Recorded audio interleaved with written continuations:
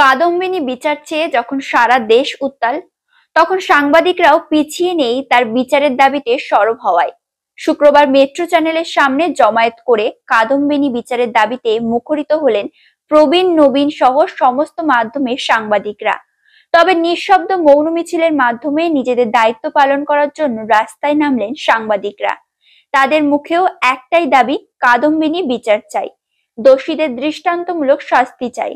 তাই তারাও ৮-৪টে পেশাদারিত্ব মানুষের মতো নিজেদের তাগিদে আরজিকর ঘটনার তীব্র প্রতিবাদ জানিয়ে রাজপথে নামলেন। মিছিল মেট্রো চ্যানেল থেকে ধর্মতলা হয়ে মেয়ো রোড হয়ে গান্ধী মূর্তি পাদদেশে শেষ হয়। সাংবাদিকদের গলায় একটাই আওয়াজ, we want justice for Kadambini.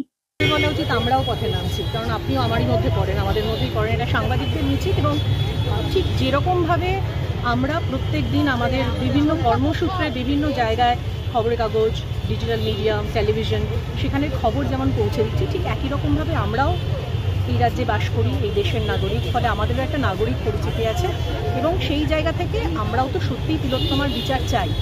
এবার সেটা যত তাড়াতাড়ি সম্ভব চাই এবং সেই জন্য আমাদের আজকের এই মিছিলটা কিন্তু একেবারে একটা সাইলেন্ট প্রোটেস্ট। কারণ শব্দ ব্রহ্ম বটে, কিন্তু আমার মনে হয় নৈশব্দের আওয়াজটা আরও জোর হতে পারে, সেই জন্য আমাদের আজকের এই সাইলেন্ট প্রোটেস্ট। পার্থসারথী নন্দীর সঙ্গে অর্পিতা বণিক, দেশের সময়।